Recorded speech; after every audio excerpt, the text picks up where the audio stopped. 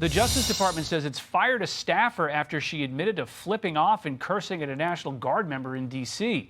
Attorney General Pam Bondi says the paralegal bragged about it to a security guard when she got to work earlier this month. The AG also promised to fire anyone else who disrespects law enforcement. I've been a Democrat for so many years in the city, and this is not what Chicago used to be. I believe in law and order. People believe in law and order. President Trump won because of a lot of the votes that came from Chicago. And in Chicago, you've seen an increase on voters. We're tired of the crime. We want law and order. The Cantina owner expresses concern about crime in Chicago as President Trump clashes with Democratic leaders there. He's looking at expanding the crime crackdown to other cities and touts the drop in crime here in Washington, D.C.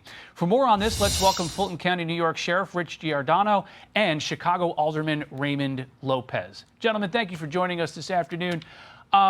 Sheriff Rich, I got to ask you, working with federal law enforcement, how does that help local law enforcement? Is the cooperation there really useful to law enforcement? Well, New York is a different breed. When Andrew Cuomo was governor, he signed a green light bill that does not allow law enforcement on our level to share with ICE and federal agencies if we stop somebody and there may be a warrant for them. And if we stop somebody, we can't share information we get on the computer. So, this problem is nationwide. New York is a bad example. Chicago's similar, but what happened to this country, and I have to take a second to talk about it, is in the 90s, we had an emphasis on victims and victims' rights. And we've lost that in the last 5 years between defund the police, between prosecutors going after police first, and between all the restraints that are put on us in hiring. We nationally have a tremendous problem with recruitment and retention. We do try to work with the feds. One sheriff, a fellow sheriff in upstate New York, had his officers respond to ICE requests for backups, and now the Attorney General is reviewing why they're involved with ICE. So we got to remove the restrictions that are imposed upon us by state government, and we have to have more freedoms to work with the feds. We are all in law enforcement, and frankly, I don't think a person cares who the suspect is that assaults, rapes, beats, or murder a family member. They want us to work together to get them off the street. They don't care if they're an illegal immigrant or a homegrown terrorist, as Stephen said at the White House. Yeah, Alderman Lopez, the president is looking at expanding this crime crackdown and this federal initiative to your city in Chicago. Here in D.C., polling has showed that people don't really like the National Guard here, but they do overall have concerns about crime in this city. What are the thoughts of your voters in Chicago? I think absolutely, Rich.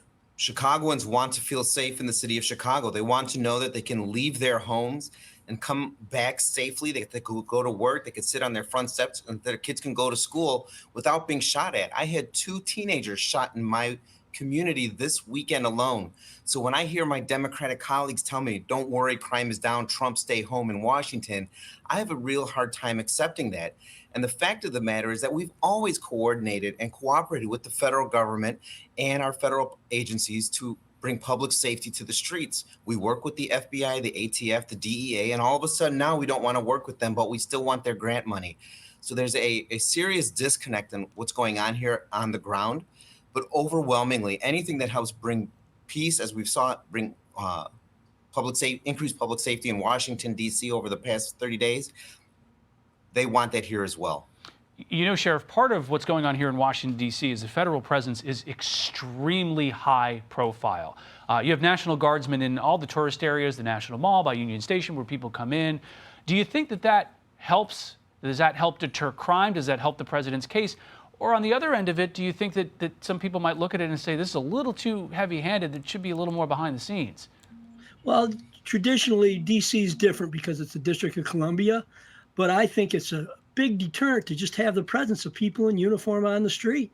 And I'll tell you, I agree with the alderman when he said two children. In 2024, there was a child named Jamani Rivera. In 2022, he's 7 years old. There was an 8-year-old, Melissa Ortega. Both of those were killed in Chicago by drive-by gang shooters. And you don't know, 99% of the people watching this don't know their name, but you say Rodney King or you say George Floyd, everyone knows their name.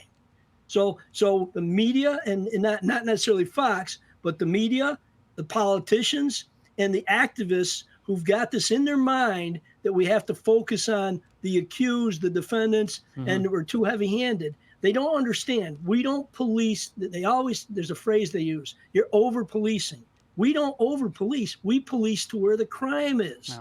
So if that's a minority community, you go in there, and I would bet you, as the statistics show this, the studies show this, that most individuals in Black and Hispanic communities, low demographic, low economic areas, want responsible law enforcement because they're the victims overwhelmingly. And I think the alderman living in Chicago could verify that. You know, the people on the outskirts who have the police protection in gated communities, they're not complaining because they don't feel it. All right, guys, we're out of time. Fulton County Sheriff in New York, Rich Giordano, and Chicago Alderman Raymond Lopez, thanks for joining us. Thanks for having us. Thank you. Hey, it's Will Kane. Click here to subscribe to the Fox News channel on YouTube. It's the best way to get our latest interviews and highlights. And click to subscribe to the Will Kane podcast for full episodes right now.